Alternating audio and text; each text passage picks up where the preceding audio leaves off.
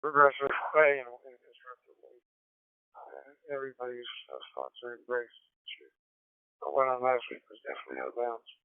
This is AA4FL for the Medical Amateur Radio Council Grand Rounds on the internet is not. That was this is the digital voice net. We're talking about the Grand Rounds on the internet from last week, not the TV net. We seem to have a group of people that understand decorum and civility, but we had an outlier last week. So, if there are any early check-ins here for the TV net, I am accepting them. AA4FL, make your call. N5 RTF.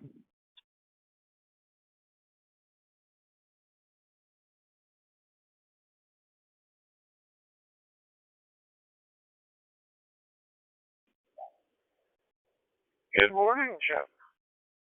Glad to have you on board. You at the new house this morning?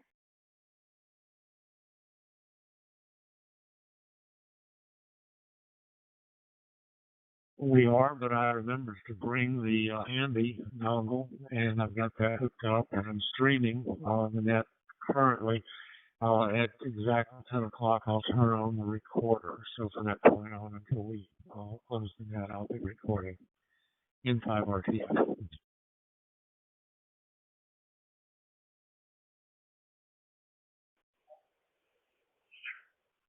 N5 RTF, thank you very much for doing that. Having last week's was valuable to sorting out the situation. Really ran around. I needed to make sure that I was not making mistakes on my side, and that I wanted to be an impartial moderator of the conversation, which I try very hard to do with net control. And you enjoy speaking with your friends, and it's a shame when occasionally that deviates from what's considered to be acceptable. We're all wonderful, we're all different, and we have to embrace our differences, but at the same time we have to respect others. N5 RTF, AA4FL.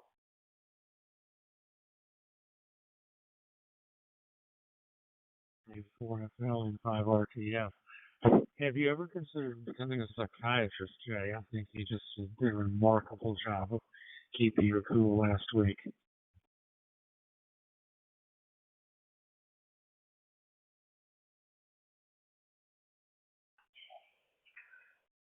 Thank you for the compliment. I notice have a tendency to be good listeners, at least if they have good bedside manners. So certainly have experience with people of all different personalities in the context of dentistry. I was glad to offer emotional support.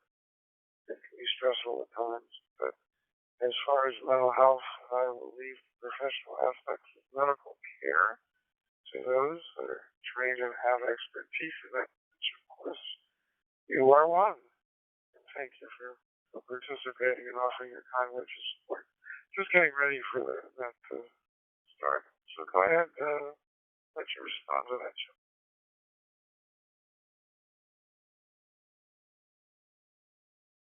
I was switching over to the computer, and now I'm going to get an echo.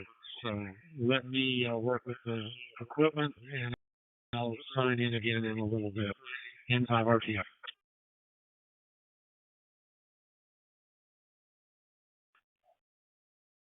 Well, good morning to everyone that's here today joining us for the Medical Amateur Radio Council Digital Voice Net that starts right now, 1500 Zulu, 1500 UTC, here at the top of the hour. That today is originating from Delray Beach, Florida. This is Alpha 4 Foxtrot Lima. I will be net control today. NetLogger is up and running.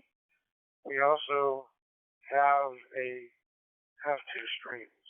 One on YouTube from PY2BBQ, and an audio stream from N5RTF, who is located in New Orleans and using an SDR receiver. It's a remote location.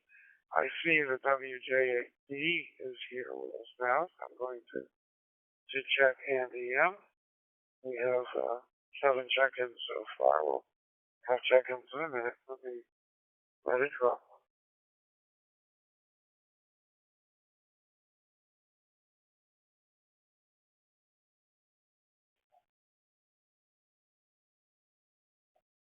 This is a directed networking from a check-in list, and you'll make your calls through the net control. As I said, we're using NetLogger, so that's netlogger.org if you'd like to download that program. I am monitoring the instant message feature, and that's how Andy and I are having a dialogue through the instant message typed feature. And I'm keeping an eye out for anybody that would like to make a comment or needs to make a comment. And as I said, giving a little bit of a pause after transmitting, and then after the last person transmits and before you key up is important here on the quad data array because we're dealing with connected systems of servers and repeaters all over, and they need to sync. So it's important to let that happen. I'm going to let it drop one here.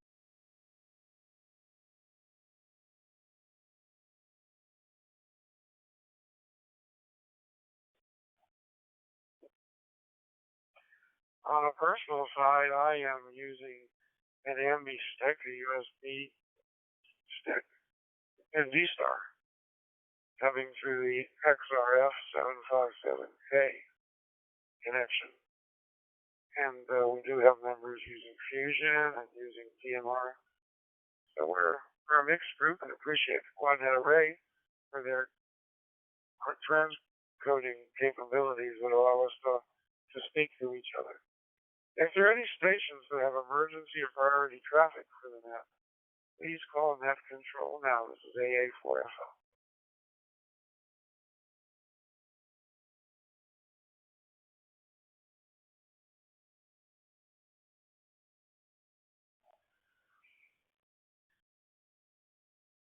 Nothing heard on the emergency traffic side.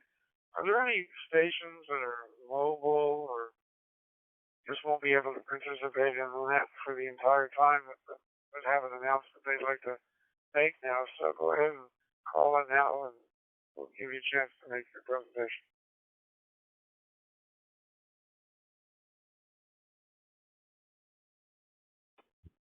PY2BBQ.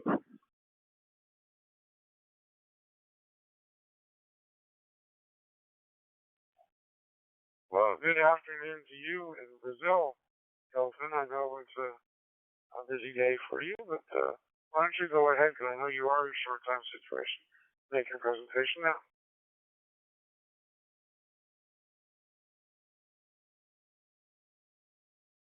Okay, this is Hilton, PY2BBQ from São Paulo, Brazil.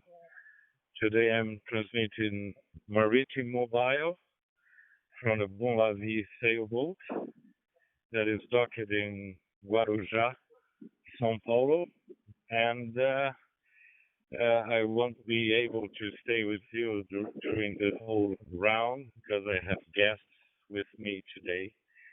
So all I wanted is to wish you a great round and a great weekend for you and the whole family. And here the situation in Brazil is getting better every day regarding COVID-19. And the vaccination goes on, and we are receiving the third shot for most of the older people. And well, that's the news for today. A great sunny day here in Guarujá. The temperature over the 80s. We are in spring season now.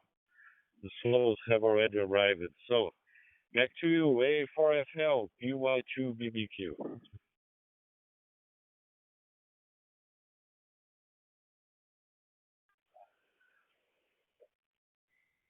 Thank you, Colton. PY2BBQ, AA4FL.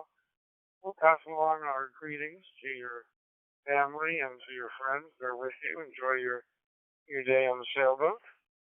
And do appreciate you taking the time to not only stop by, but also to start the YouTube recording for us. And that's a very useful feature and chronicles our discussions as well. So we occasionally can look back and we'll be able to recognize the timeline of the contributions and the information provided by our members and the focus of our organization. So thank you very much, Hilton. Have a great time, 7-3. I'm going to drop one, and then before we have check-ins, just a few comments.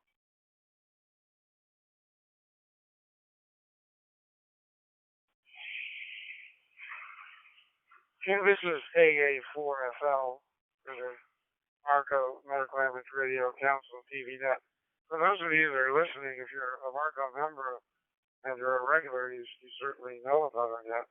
If you're listening and are not familiar with it, Medical Image Radio Council members are from all over the world, and they are not all physicians, pharmacists, dentists, nurses, EMTs, but you don't have to be in a health-related field to participate with Marco. So feel free to check in, and even if you're not going to be part of the conversation, and you just want to be a listener, it's so nice to know you're here, and we can certainly add you to a mailing list for newsletters so you can keep up with some of the activities of the Medical Image Radio Council. Let me let it drop one.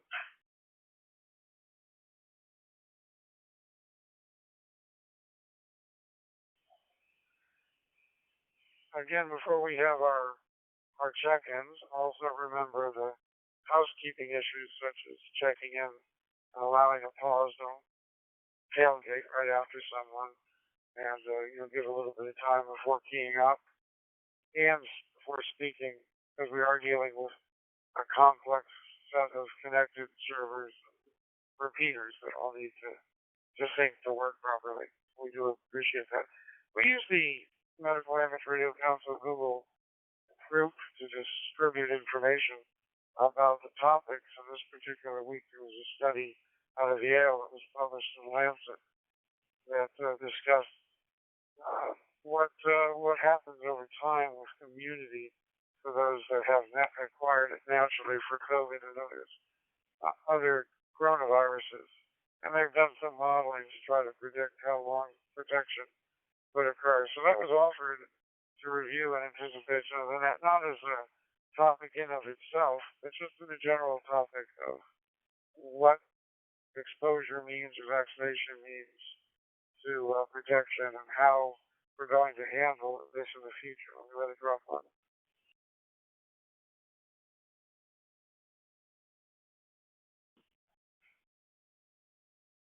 And when I say handle, I'm referring to from a public health standpoint, from public health professionals, the formulae and the procedures that they will recommend in upcoming years based upon data such as this for how we offer protection against reinfection. And the modalities that will be done and how it integrates into other diseases that we do chronically are exposed to, like the flu, influenza. So history will probably be the arbiter, right? The solution to this in retrospect. And it's dynamic and ongoing, and we certainly can start that discussion here. So, that being said, anyone that would like to check in now, regular check-ins, make your call to Net Control AA4FL.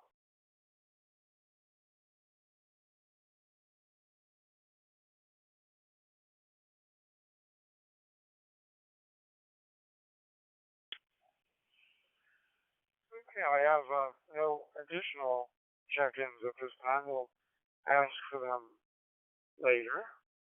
Hilton PY2BBQ, if you're still available, do you want to make a comment about the subject material before you depart on the sales note? Go ahead.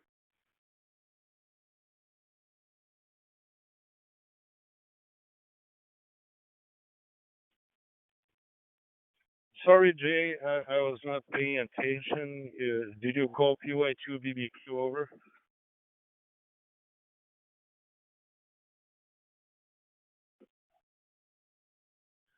QSL Hilton, before you depart, I just wanted to give you an opportunity to comment on the topic for today that we distributed on the listserv, which in a different context is from a public health standpoint the unfolding recommendations over the next few years to prevent against reinfection, whether it be naturally acquired immunity or vaccine acquired immunity. I don't know if the discussion of Brazil is different than here, but here we're just starting to have that discussion. Go ahead, Hilton, QI2BBQ, AA4FL.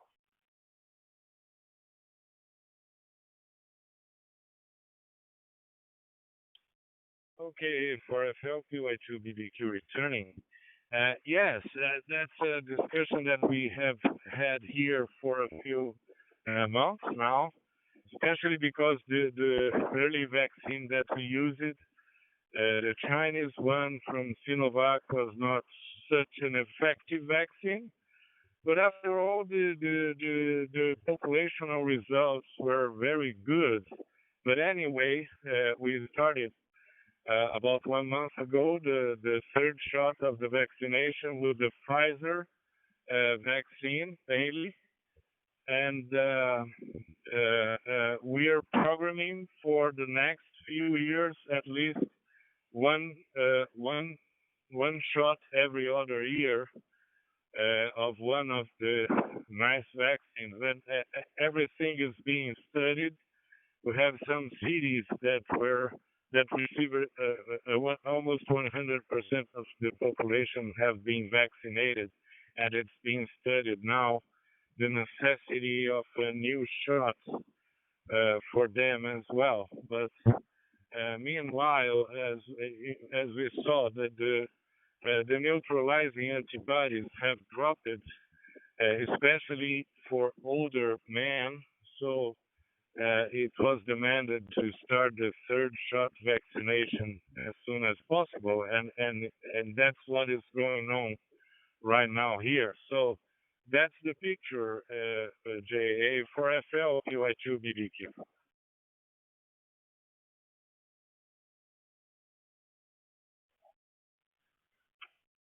QI2BBQ, thank you for the description, Kelvin.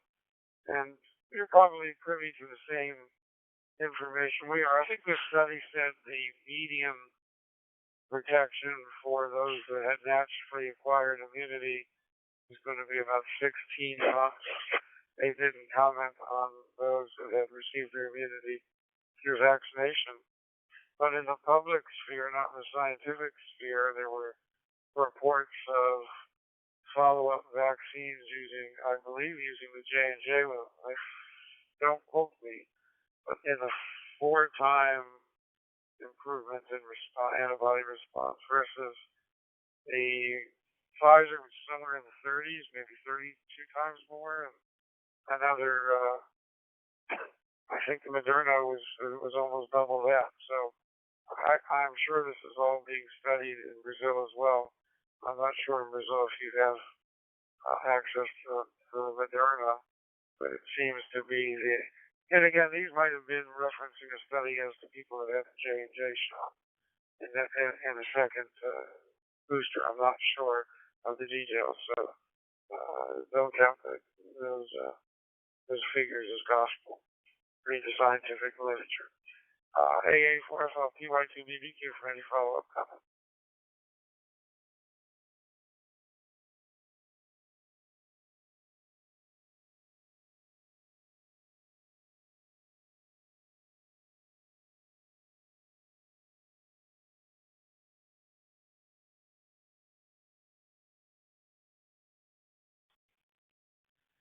Well, not getting any follow-up comments, and I appreciate you being here with us, staying a little longer than you anticipated to make the presentation that you do so.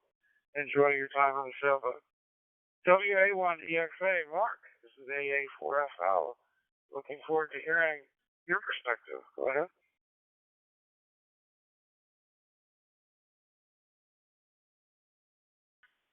AA4FL, WA1EXA. Well, things up here in the Cape, Cape Cod is pretty much going has been pretty flat. We have about the fully vaccinated, we have 88% for people over 65, 73% for everyone. This is particular to Cape Cod.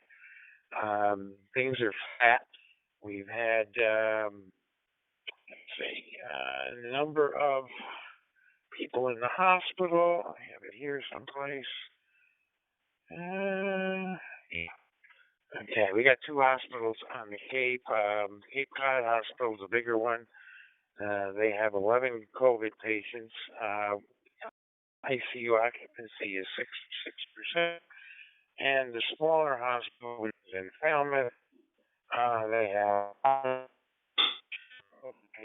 and available. Let's see, they're at 46% as far as ICU beds. So it's here. People are starting to get their third shot. As you know, the only ones that have been available has been Pfizer, but now that they've made a decision, I think, on J&J and also the what do you call it? Yeah, the Moderna vaccine. We're starting to see some of those. And other than that, oh yes, and seem to be higher than usual on our flu vaccines, our regular flu vaccines. They seem to be in demand. So people are getting their flu vaccines, particularly the elderly people getting the high dose vaccine. So, the big deal that we're having here, wait one. I would say the big in the state is that we have a number of holders that are refusing, even at the point of losing their job. We had about 150 state policemen, police persons that have quit because of they were mandated to get vaccines and they did not want to. We've had a number of school teachers, and we've, they're basically being replaced. The governor has called the state National Guard out for school bus drivers because there hasn't been enough school bus drivers. So between people leaving their jobs because they don't want to take the vaccine and the general lack of people to employment here, we've got some issues with certain vacancies that need to be filled. School bus drivers happen to be one of them. So I don't know how that is going in the rest of the country. So back to you, Jay. WA1EXA. WA1EXA. Mark, have you returned? We had lost your transmission. Go ahead.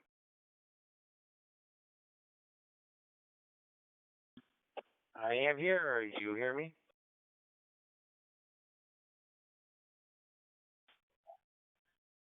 QSL, do copy you now, but after the last time where you said wait one, we didn't hear the transmission after the wait one.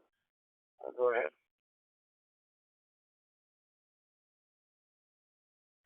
I'll summarize then. I said in the state of Massachusetts, the information I gave you prior was particular to the county of Barnstable, which is Cape Cod. State of Massachusetts, the big problem is people are refusing to get the vaccine even at the point of losing their job. We had 150 state policemen, state police persons, I'm sorry, that quit because they won't take the vaccine. We've had some teachers, and the National Guard has been called out for school bus drivers because we can't get enough of them, especially in the cities. So I don't know how that is happening with the rest of the country, but that seems to be our biggest problem. Back to you.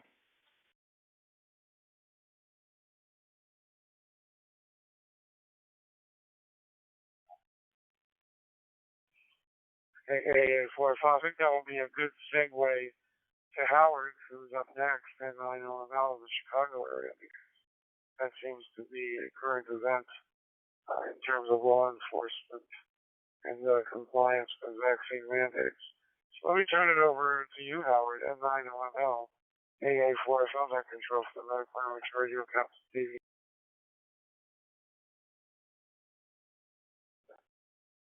Hey, 4FL and everybody on the net, good morning. I have to apologize, Jay. I don't have any really good update information, nor did I stumble on any papers or articles to discuss. Unfortunately, I have a minor surgical procedure coming up Tuesday, at least it's minor to my doc, and then we'll address an unrelated entity that I ripped up. It's a recurring saga from my line of duty injury back in '89. And my dad won a couple new diagnoses last week. And both my folks are on dialysis, so it's been a mess. I'm having trouble even doing the cooking and stuff because I can't stand that lot. So Ace is my friend. Their cup is run us over, and I'm mostly checking and just saying well, wish everybody well, and if I can participate in the conversation of something useful, I will. But I apologize, I really don't have the update information. We've been very definitely inward looking this week. Hope everybody's safe and enjoys their weekend, and I'll be standing by. This is M909.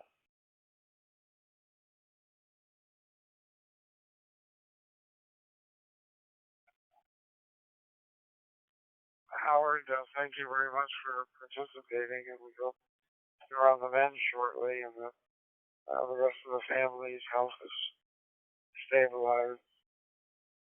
And sad to hear that you're having those challenges go through this period. And sure, you've got a good support system, of friends and family there to share with. And thank you for being a friend to Marco and being here as well. Anything else, Howard, before I go further down the list? Any further comments? AA Fuerza.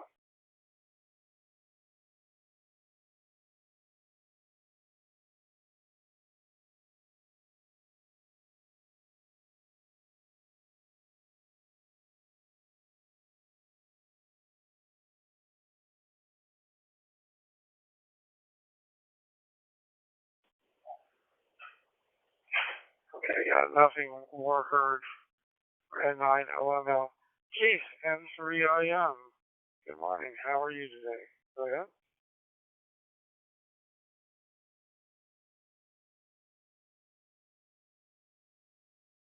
Hey, 4FL for the group. This is N3IM. I'm pretty good today. I mean, I already told you we had a lot of rain, and it's still raining, and it's cold. An interesting point that I found was that in Pennsylvania, we have percent of all individuals who are fully vaccinated by Pennsylvania Senate District and by House District and by U.S. Congressional House District, excluding Philadelphia. There's some other exclusions. So I'm not sure what that's all about, but obviously Governor Wolf feels that it's necessary that this be made political on top of everything else in our state by showing who is fully vaccinated, who isn't by congressional or House district. Interestingly enough, our local state representative in the 76th district has one of the highest rates of vaccination. So I don't know where that's coming from and what he plans to use it for, or that the Democratic Party plans to use it for, but it's there. I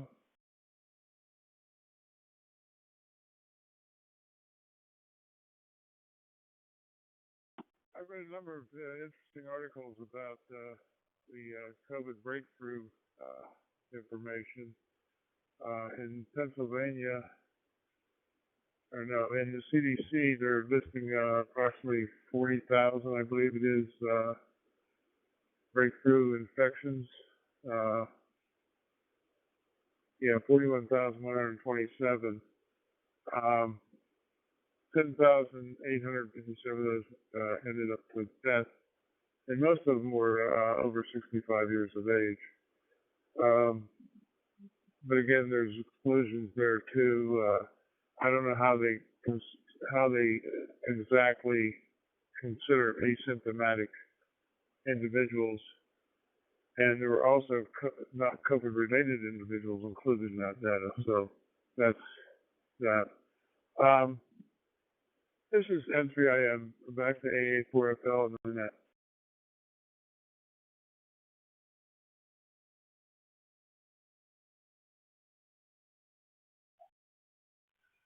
Okay.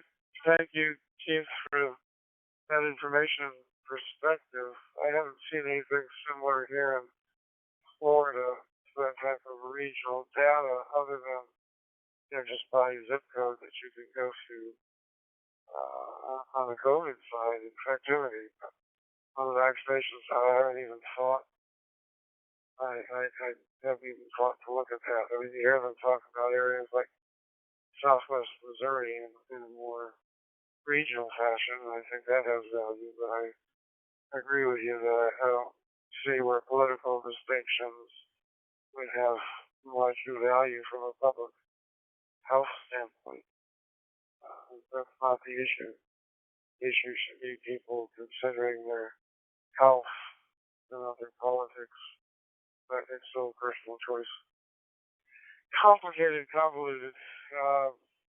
The discussion will go on for years, I'm sure. And we'll hear it from many different opinions and perspectives. But certainly don't want to hear it from the politicians. Next on the list here, N5RTF. Chip, good morning and welcome back to the net from your current location. And thank you for doing the live audio stream and recording for us today. N5RTF. Hey, it's Marcel.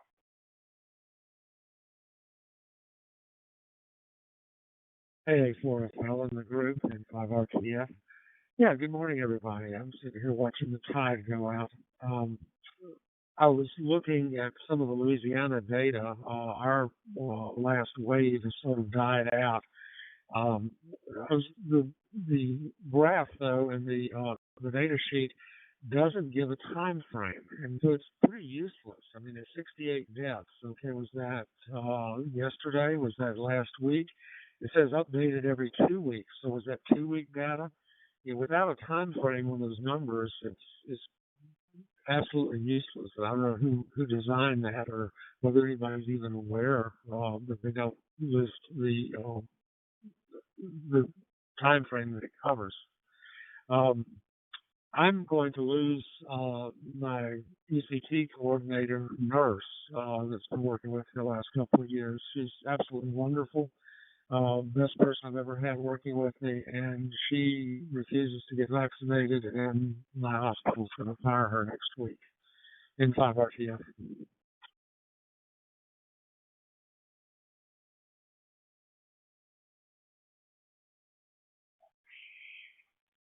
Sorry to hear you're in that situation, Chip. Question in general. If someone wasn't getting vaccinated and it required natural immunity, could they disclose that as an alternative? Or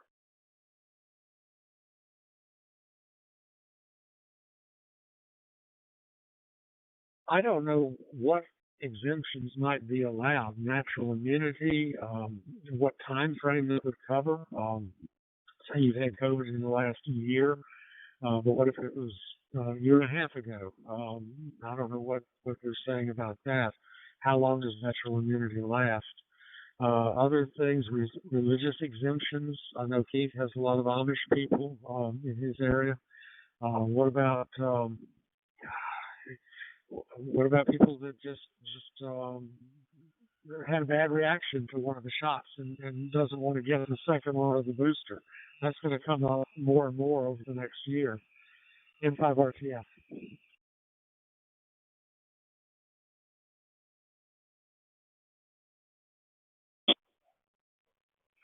understood.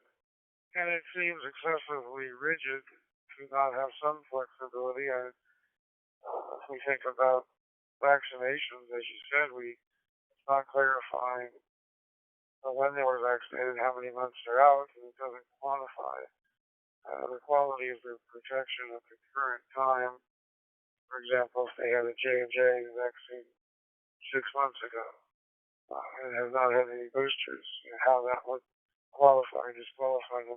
We did have a physician locally, an endocrinologist, that was employed by a major medical group, and she tried to claim a religious exemption from vaccines, but she was refused because she had taken a flu vaccine. So The fact that she had taken the flu vaccine in the past negated her claims of religious exemption.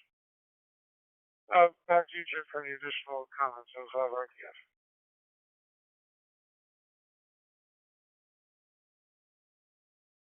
Well, of course, I'm vaccinated, and I personally believe that most people should be, but I'm still totally opposed to mandated vaccines, and I really don't like the idea of people being fired for not being vaccinated. I think people have a right to make up their own minds, and if if you don't want to get COVID, then you get vaccinated. If you want to take your chances or fear the vaccine more, you should have the right to do so.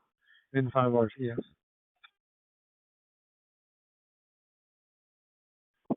Comment WA Winnie XA.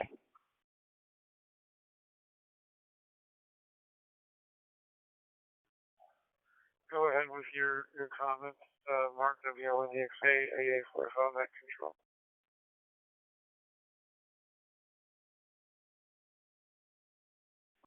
Yeah, I wanted to clarify in Massachusetts here, there are exceptions. People do have the ability to opt out for religious reasons, or if they can validate that they had a bad reaction or allergy or something like that. The people that have been let go, and there has been some people in hospitals, because all the hospitals have had the same problem. But there have been a number of nurses and other staff that have been let go in hospitals here too. But they do get the exceptions if they feel they need them, and if there is no exceptions, they now have to leave. Now the exceptions are going to be expiring though at some point in the future. I think the end of the year, but don't quote me on that.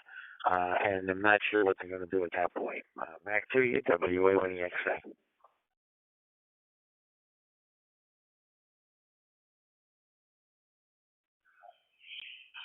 Hey, AA4FL, thank you for the input, Mark, and also Jeff for your comments. It's be a dynamic situation for sure, so we'll have to see how it unfolds all over the country.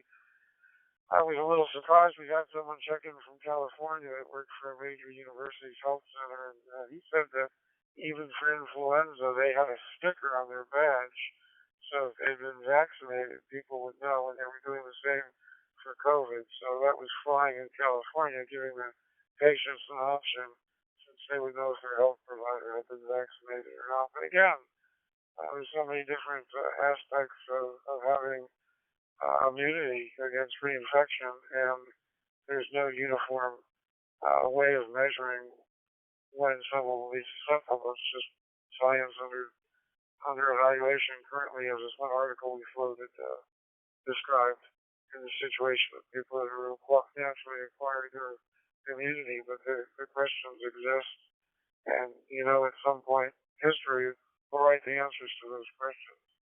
But in the meantime, politicians making decisions based upon science that hasn't been established is obviously happening. As it happens from a public health perspective, it's a different situation. So it's going to vary from state to state, municipality to municipality. Fortunately or unfortunately, let me let it drop one here.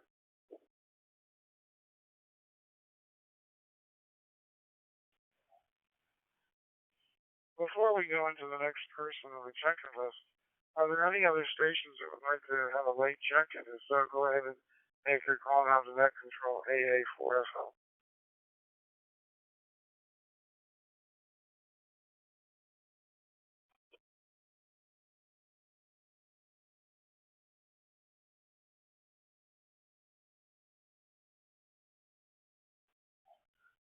And now, Howard, did you have a comment? Go ahead. Yes, sir. First off, I did try and respond before. I apparently didn't get through, but on that one, I was done.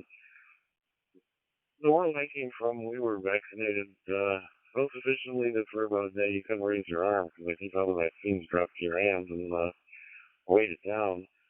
But among the required ones were hepatitis, influenza, and if you opted out, and there were some that did have a consent form that you wound up signing, you were essentially also opting out of the medic program. You could not participate in clinical education, provide clinical care in the field or in the hospital.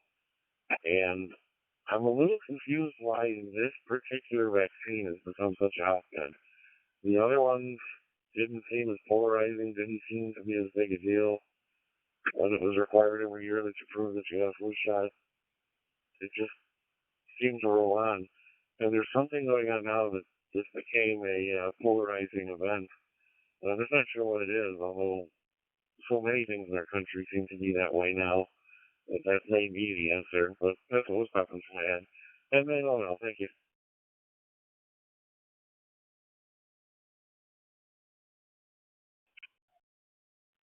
Thank you, Howard. And for a moment here, let's table that perspective and have that discussion and dialogue in the next go round. And let's give Andy WJ8B a chance to participate before we take up the causes and the sources.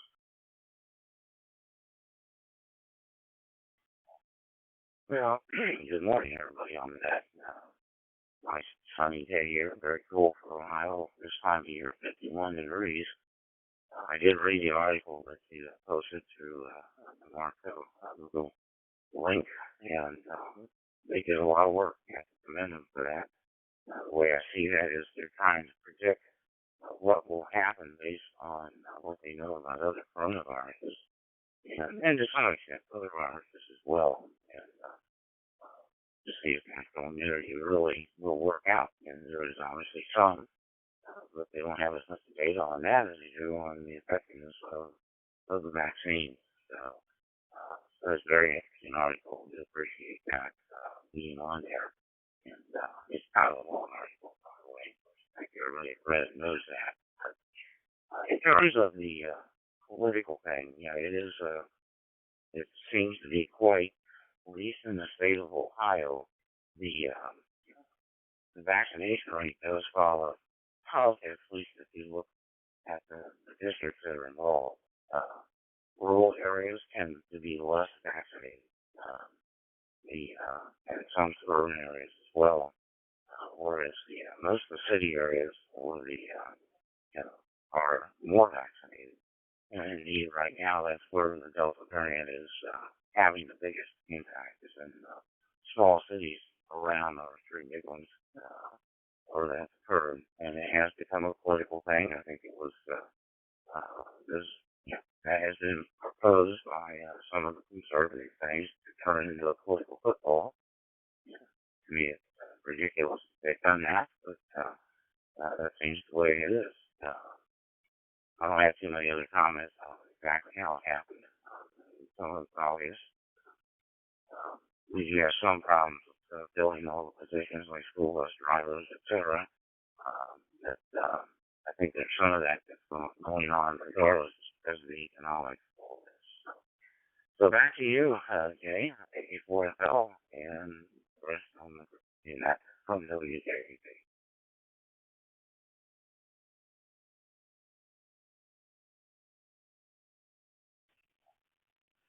WJB8844FL, thank you for your perspective.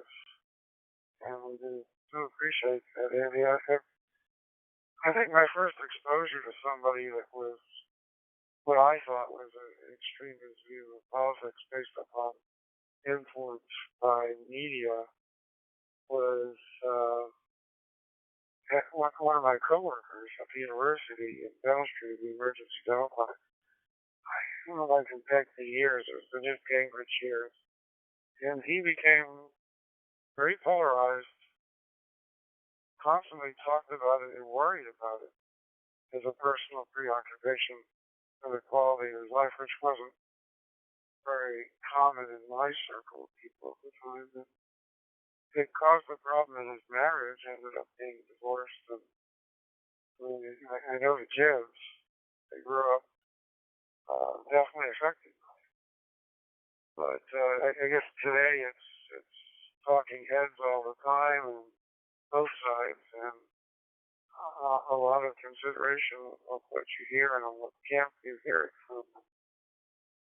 It tends to lean one way or another, and not a lot of discussion of the middle these days. AA4FL. Let's go ahead and talk about what Howard had brought up, starting with Mark WA1 EXA.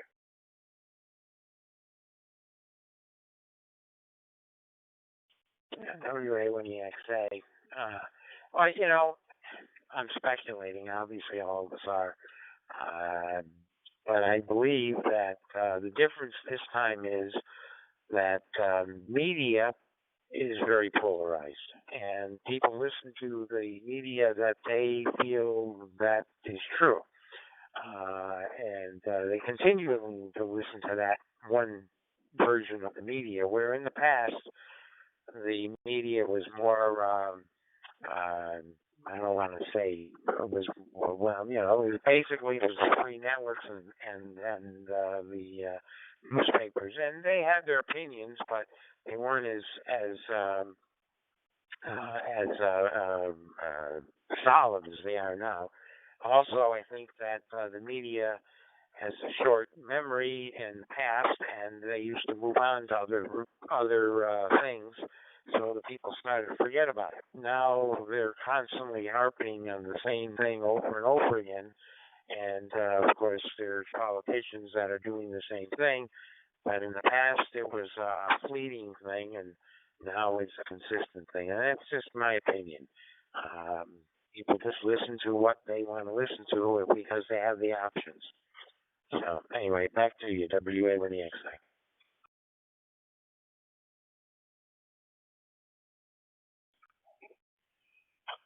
Thank you, Mark. So you and I both see the media as a potential source, not alone, of course. You mentioned something important I'd like to hear Chip talk about momentarily, which is people hear what they want to hear, and they tend to continue their own perspective. Social media is also an aspect of the internet.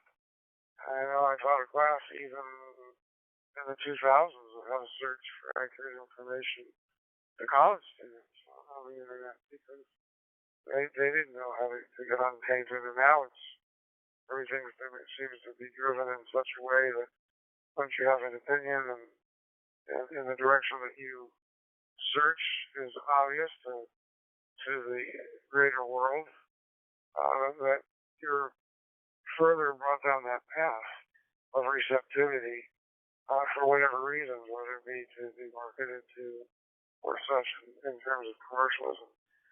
So there's a lot of marketing psychology involved. That's nothing new. I mean, the culture industry, let me let it drop one.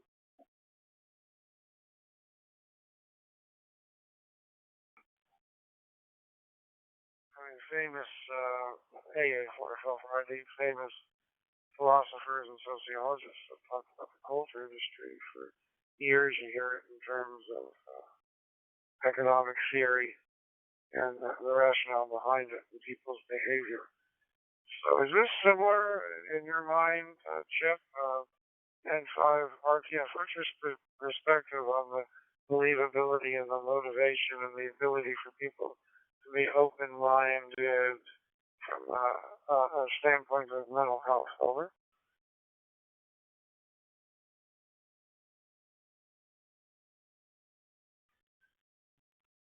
AA4FL and net N5RF. I think there's a lot of factors in play. Some of them relatively innocent. People just want to be on the winning team. They like being the in crowd, invited to the cool kids table and parties, and so they just spout whatever the majority group says. There are, though, I think the media is playing this for entertainment, for ratings, to sell products. They're pushing to cause chaos. They would much rather report on a riot than they would on good news. And then finally, there are groups of people, there are entities that wishes uh, ill luck. There are other countries, agents of foreign countries. There are people within this country that just simply hate the United States and want to see us fighting each other. And they throw in their little bit wherever they can. So I think there's a lot of factors in play, but the big problem with the vaccines is people just no longer trust their government. They've been lied to visibly so many times that here's one more time, and they just said no more. N5RTF.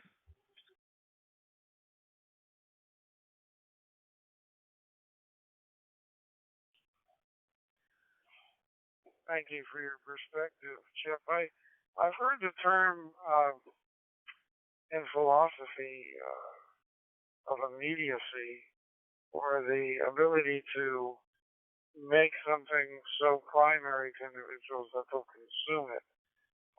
In other words, put a feature, whether it be news or music, within that people will immediately identify with and sort of be hooked to. So that's a cultural aspect here. As far as the self-realization as to when it can be harmful to our own society and what's believable or the ability to spread something because it's considered fact when it actually could be planted information from foreign agents. That's a very interesting concept. I don't know what the suggestions are to combat it. The internet was sort of set up to a degree anonymously. You can certainly pretend who you are and let it drop one.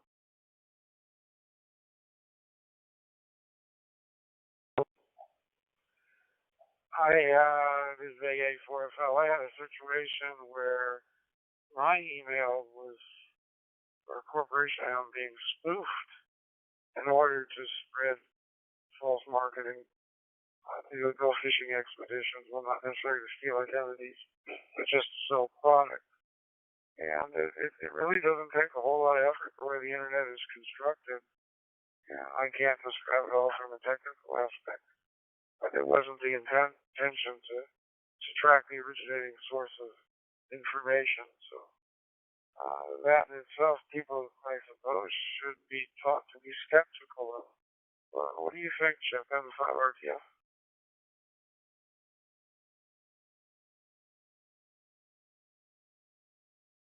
Well, the internet can be a powerful tool for good or bad. One thing that has been proposed is the development of a reputation society in which your reputation follows you. On the internet or in public or whatever, people can actually look up and see whether Jay tells the truth most of the time or not. And if your reputation will actually become more valuable than money, and people will guard it. That's about the only thing that's going to save us, I think, in 5RTF.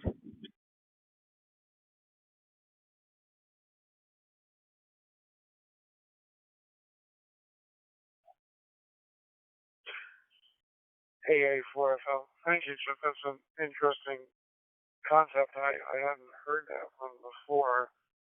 I had heard some of your descriptions of today previous nets and realize and understand your perspective. I'm going to go ahead and take a list here of others that would like to comment on this line of reasoning. Go ahead and make your call. And I don't know.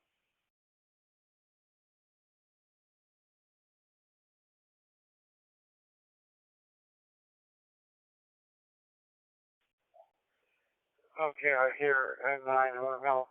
And I guarantee you, Howard, I have not gone on the internet in real time and looked up your reputation before letting you speak.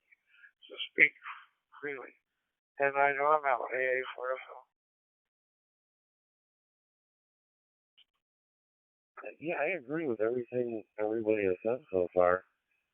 I think two things at the most polar extremes there's elements almost of the radicalization that we worry about in the counter-terror world. No, I'm not making a direct analogy nor accusing anybody of anything, but there is that kind of allegiance grown where they suddenly seem to convert to just following a train of thought, whether it's something they can explain, something they fully grasp, but they're loyal without question. But I think another part of the problem that comes up from what everybody says is when I was a kid, there was one network newscast in the evening, and they held to very high journalistic standards, and there was a newspaper which gave you time to reflect, and they usually reported in a well-rounded fashion.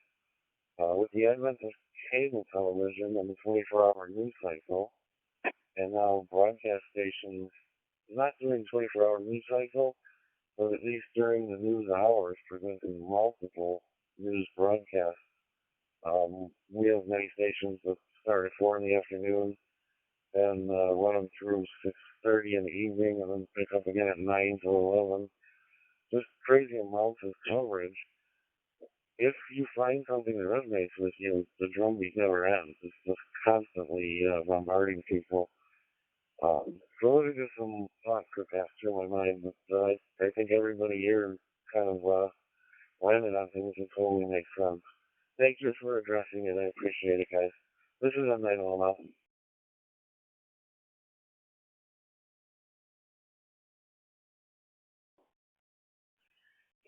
Thank you for your participation, Howard. Jim Vincent, RTF, losing my train of thought here. Oh, younger people. We had this little discussion at the end of Grand Rounds last week, talking about the innate nature of technology to some of the college students, which I'm sure you see that you work with them, and some of the young professionals you work with, Jeff, and certainly I do as well. And they approach life differently. So the news cycle is passe with them. They get it directly, but I'm not sure how balanced or unbalanced they choose to be. And I'm sure it must run the full gamut of personalities. Now, obviously, I'm working with PhD students, master's students, grad students, mostly from engineering and dentistry. And I'm sure it's not uniform. But people come from all walks of life, and kids grow up in all kinds of households, and they're exposed to thoughts that I'm sure they tend to perpetuate in their family lines. Chip, some comments about that in 5RTF, AA4FL?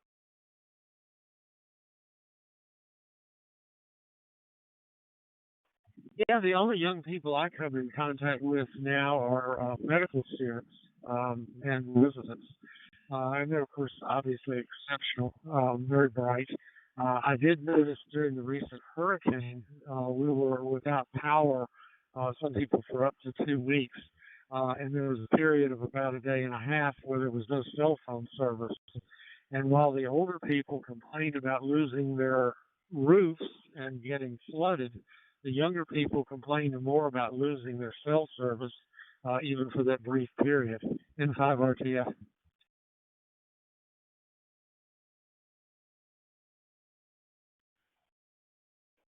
In 5RTF, I'm chuckling here. I guess I qualify as a young person myself. But the reason why I'm chuckling, my wife was an educator at the elementary school level, and the younger teachers that came in were into smartboard technology and doing their lessons planned with the electronic aids. And when it came time for the technology failed, my wife would relish in the self-confidence that she had been trained in a different system, didn't have to rely on the technology. So I guess it cuts both ways, as Chip and I are recognizing. Um, Andy, WJAD, you certainly have a lot of family, youngsters, grandchildren, children year round. What's your perspective? Yeah, most of my perspective comes from my children and grandchildren. And I have older grandchildren, aged 13 and 16. My children are between the age of 41 and 47. So And they mostly get the news off their phone or their iPad. They don't watch a lot of television, and my one youngest one, he, my youngest child, he doesn't only rarely watches television. And when they do, they stream via Netflix or one of the digital means. He was just tired of paying for regular cable TV, and occasionally he has an antenna so he can receive stuff, but they just don't use it that much. Yeah, and that gets into a deeper topic. Uh, the thing about the internet and the social media is that anybody can post on here. You don't always know exactly who it is. And the issue is if you say something wrong or something that's going to harm somebody, everybody has a right to sue somebody if they do that. Well, on the internet, if the person who is doing that has no money, you can sue them because it won't do any good. So they have nothing to lose. Whereas the large newspapers and broadcast chains, usually are well capitalized, and if they really do something wrong, there is the ability to seek damages from those, and it does temper what they report a little bit. So the other issue is the loss of locality. I live in a fairly good-sized metropolitan area, Columbus. Areas considered, I think, around 1.3 million people. And I think there's lots of other metro areas similar in size. Our local paper is owned by a large national chain, and we're USA Today, and we get only limited local news. We get the national news, but that's the same as is on any USA Today paper. So that has been lost. AM radio stations, for example, are being turned off all over the place. Those often have local news on them, and most of that is being lost as well. And eventually it's probably going to come to our major TV stations too. Hold on. Yeah, WJB for identification. But as those turn off, then the local news will be very difficult to obtain. So that's all I have for the moment. So back to you, Jay, from WJB.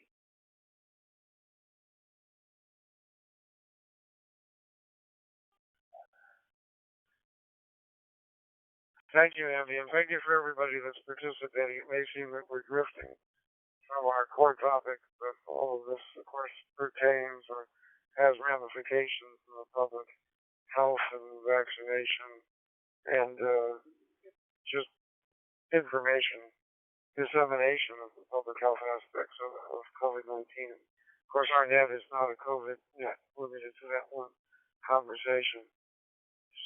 Perhaps, Andy, will have almost what we would consider a mesh network where you have multiple venues of local information finding their way for people to consume, but to central clearinghouses, of course, that's not professional journalism at that point. But we'll see what the younger generation comes up with. I'm getting a little tired of what's happening in terms of individuals that are in power, and I think generational change necessarily is not bad. It can bring opportunities and different perspectives, and let the people that are going to be affected by the future be the ones that start to shape the future. I'm going to be history here myself soon. N3IM, Keith, why don't you give us a little bit about your perspective of things as an AA forefront? Hey, 4FL, the group, this is N3IM. When it comes to cell phones, I think everybody panics when they lose their thing, their connection.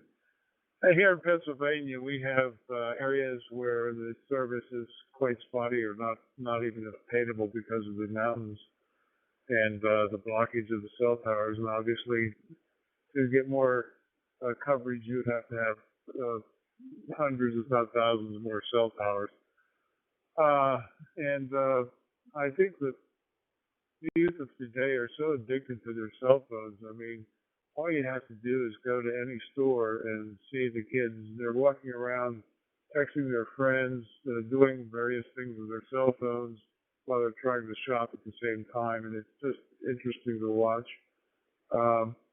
I think the fact that cell phone outage could occur has not even been a thought in their mind.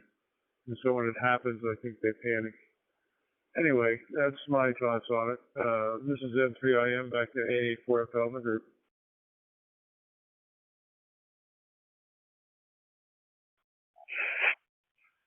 Thank you, Keith. I tend to be one of those people that use my cell phone as a computer and it's a working office, so I'm guilty as charged. As far as the mountains are concerned, we're about to get, I guess it's Starlink, one of the major new systems of connected small sats in orbit.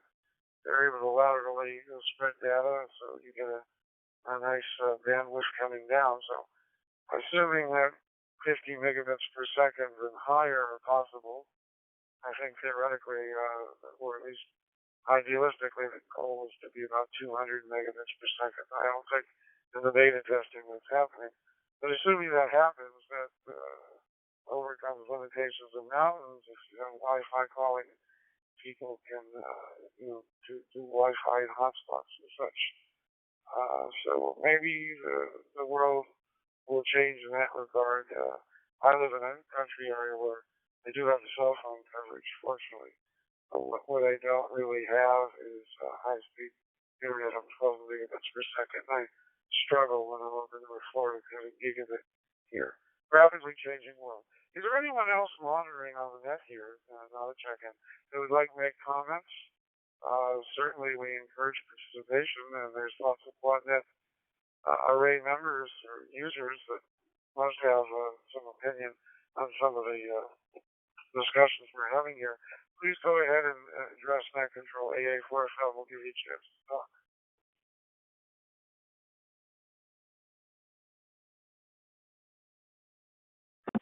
WMEXA, I got a comment.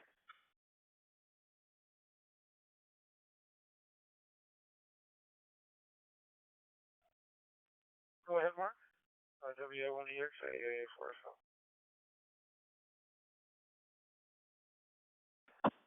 Well, WA1EXA, I must be the odd person out. I do not use a cell phone. I have one. It's a flip phone. I keep it only in my car. I don't use it, don't carry it with me, and no one can contact me with it. I don't text, and I tell people if they want to get a hold of me, there's two ways. They can call me on the phone, although I may or may not answer. Or they can write me a letter. They, put it in the stamp, put it in the box, and it comes to me. But no, I do not use and that's just my personal choice. And I know I'm one of the weird ones. I know that's very unusual, but everybody lives, and nobody has a problem with it. Back to you, WA1EXA.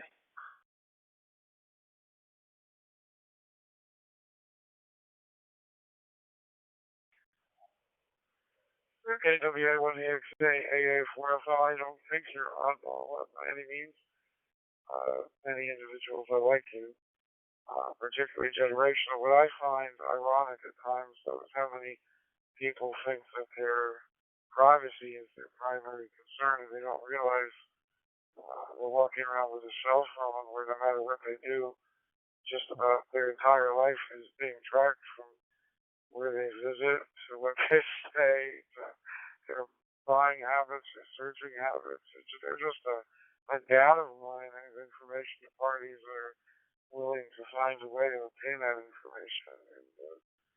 And many of those individuals are the same ones that are complaining about the lack of privacy and individual choice. Yet they're willing to be puppets of technology. What do you think of that, Chip? M5RTF, AA4FL?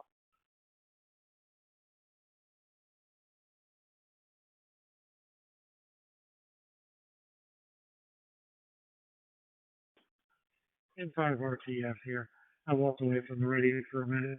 I think people are mostly unaware that they can be tracked by their phones, or that there are apps that can be installed that turn on your microphone, and people can theoretically listen to anything. And not that those or on your phone or anybody else's in particular, but it is certainly possible technologically. We click on agree to all sorts of things every time we install an app, so there's no telling what's running at any given time in 5RTF.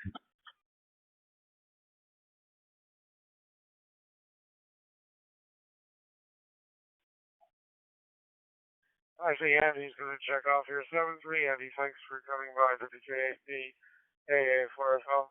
Check is interesting because recently getting on the internet, I've visited many sites. I'm seeing an increasing amount of having to agree to accept their policy on cookies. So the tracking isn't just cell phone. I mean, it's just getting on the internet in general, but I'm not referring to overt monitoring of voice, but just the data mine. I mean, we all think of data collection in terms of what's capable of being done by human hands, but when you put it in the context of computer-driven AI, I mean, it's unlimited potential to know every single thing about you, and so whether or not it's happening is another issue, and it's not necessarily nefarious, but it can be used for business purposes as well. So, dynamic world, all kinds of ethics that will be in development, AI, technological, it's just going to be an onslaught. So, as I said, I'm getting to be aged myself, soon to be part of history. I think it's time to let some of the young people who will be the future to start discussing these problems and issues and offering solutions. And hopefully they won't forget about us old folks that still have the right to get our Medicare and Social Security. Any other comments before I bring the net to a close? Director called AA4FL Net Control.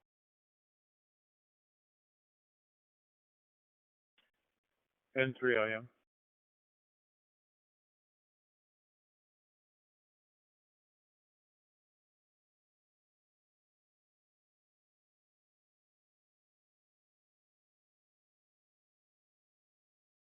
Yeah, the previous comment about a flip phone reminded me of a TV program called NCIS where the chief person on it, Gibbs, uses a flip phone for a long time, but eventually, over time, has succeeded to use a more modern phone. And I think that shows the concept that the older people in this country tend not to be involved with more modern technology, either for fear of not knowing how to use it or fear of the government oversight. This is N3IM, back to the net.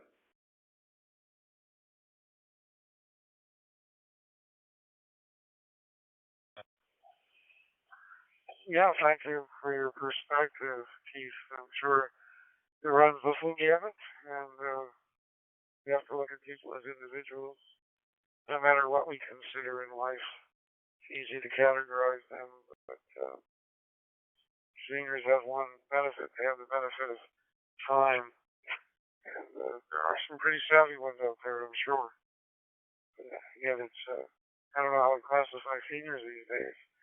I mean, there's people that are in their 60s that could be in their 50s, and even 90-year-olds that act like 70-year-olds. And I don't think there's any uniformity in what being retired means in terms of personal experiences and values. I guess it's liberation for some after years of being in four walls for the same four walls for a good part of the day, depending upon their career. As it felt to me in dentistry for 34 years of being in the same room every business day. Any other comments before I bring that to the close? This is AA4FL.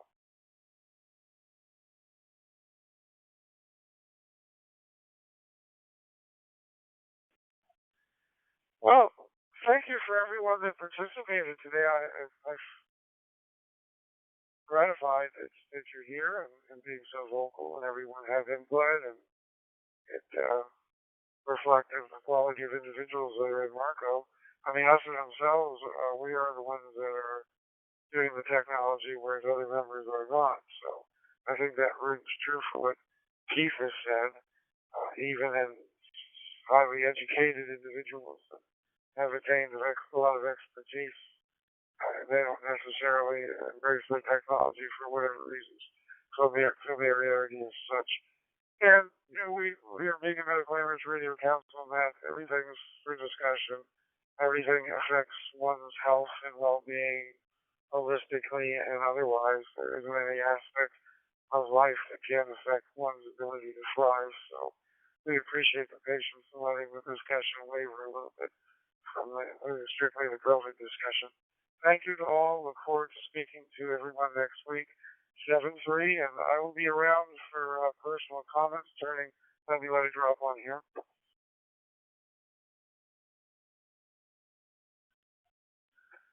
Going to let the QuadNet array return to general use by the amateur community.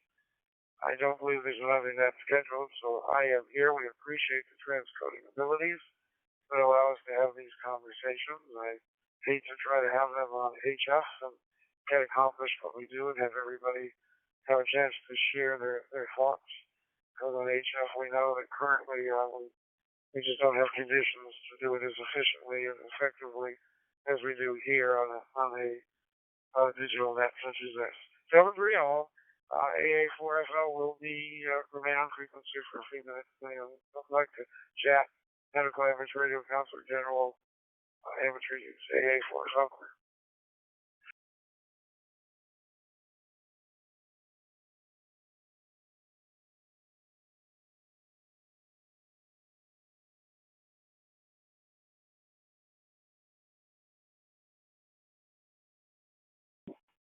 AA4FL on 910.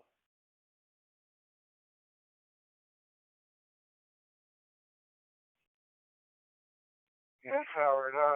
I can say still good morning to you. We're past the noon hour here. How are you doing? What's going on for this weekend for you, Owen? Here, watching a little football. Hopefully, between me jumping around and my folks will make some kind of special meal for 1 or 2 of the nights and just kind of take it easy. I wanted to say or check with you, I hope I didn't derail your intentions for the net. I found the conversation somewhat fascinating and very, very interesting and useful. It reminds me of Irv Tubson, the famous columnist in the Chicago area and author of many books. And he had a talk show that he ran on a local public television station. And his tag thing was really engaged in the lively art of conversation. So that's kind of what this felt like to me, and to me it was very worthwhile. I hope I didn't overstep with my question and kind of send you guys down the rabbit hole, but I thought it was really a neat conversation, and I enjoyed it very much. So that was the thought I wanted to express to you, just in case I accidentally did make the train turn when the tracks didn't. Back to you, sir.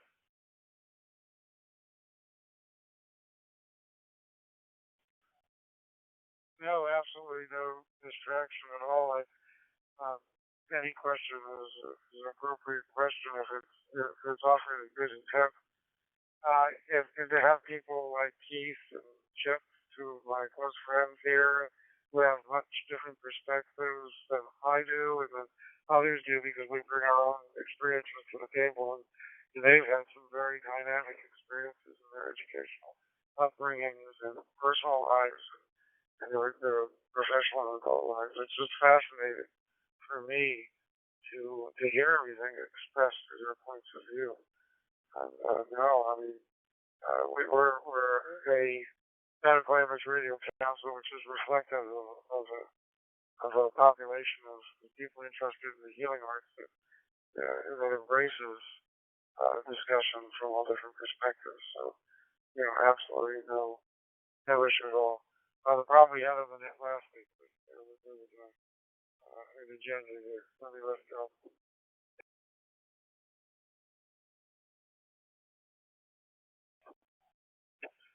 There happens to have been an agenda there just limited to free discussion of opinion, and we want everybody to feel like they can participate. Very, very difficult on HFNet at this time. I know there's a committee evaluating the technology. There are ways to improve that to be a plus to have the traditional HF along the other. That wasn't my intent for the net last week. My intent for the net was just to take a topic that was in the ether and discuss the technology in medicine as an extension of the ether itself, trying to bring some contemporary nature to the contents of the newsletter. N9LML, AA4FL. Understood. So this is a very enjoyable and intellectually stimulating conversation. It made me think of going for coffee with people you're respecting or interested in, and sitting around the table, only we're spread around the world, and still hear each other like we're sitting around the table. So for me, it was well worth my time, and I very much enjoyed participating. So thank you for that. I just wanted to make sure I didn't send you in a direction that caused you not to have time to cover something you wanted to. Obviously, it did strike a nerve in terms of people were interested in it, because lots of people.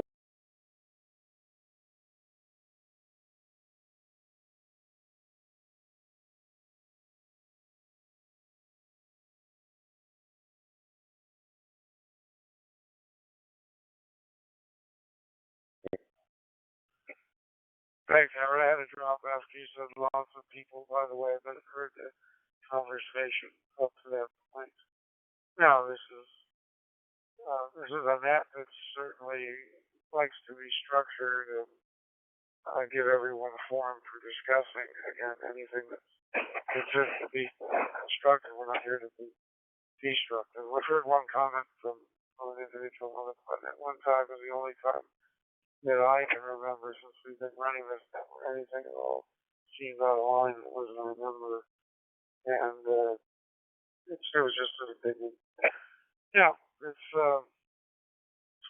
looking forward to convention this year where we actually do get together to have coffee and eyeball QSS. I hope you can participate, meet some of the individuals you're hearing during that, because they will be there. Over. Yeah, I'm pretty sure this year is out, but hopefully in following years. The last part of the saying is just that I appreciated being included.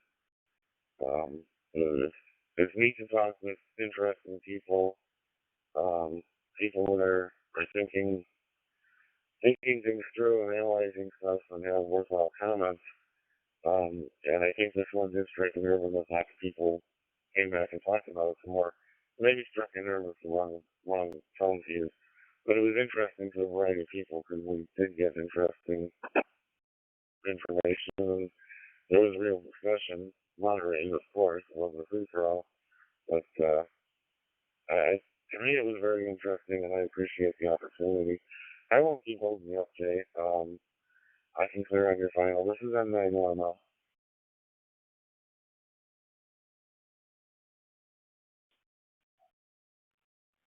Thank you, Howard. I will get on with my day here soon. I'll be here in South Florida for a week.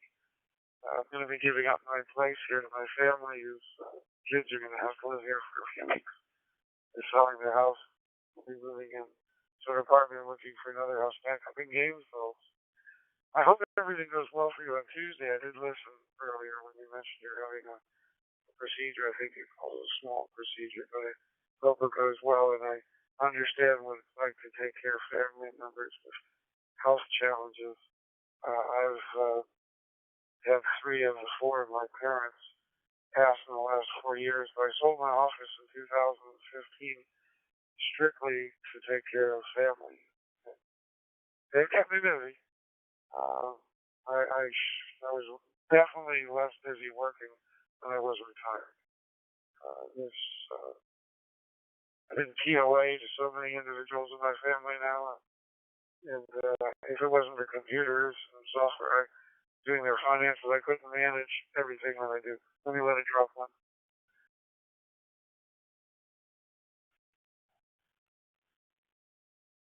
But on the health side, they had chronic conditions, ended up being terminal conditions. We certainly understand about kidney problems. So we do have a little bit of that ourselves here. And having had cancer, both kidneys now at this point. just trying to maintain functions, so I'm not feeling to have to be on the candidate for a transplant, but I'm far from that. All my life doesn't understand the dynamics of risk factor and recurrence. It's easier for me to feel comfortable with knowing all the good people that help take care of me and understand about probabilities. I mean, I understand that good lottery numbers are 1, 2, 3, 4, 5, 6. So there's other people that don't see it that way. So let me get back to you. I don't know AA4. Thank you for your good wishes and your understanding, and I wish you the best with your medical challenges. We're in somewhat similar worlds. And I'll ultimately have there's still tries there. We're just trying to make the best of what we got while we got it. In any case, on that cheery note, enjoy the rest of your weekend. Thank you for, again, running with the discussion. I enjoyed it very much. I hope everyone else did. I appreciate being included. And my plan is to be with you guys next week. So this is N9LML, wishing you 73. So I will talk to you later, sir.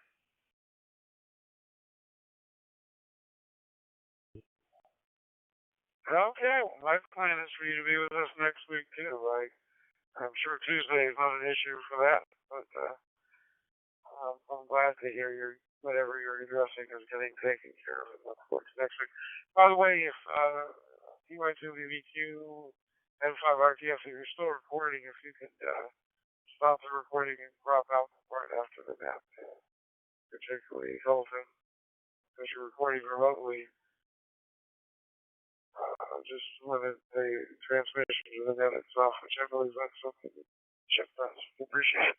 7-3, Howard. Have a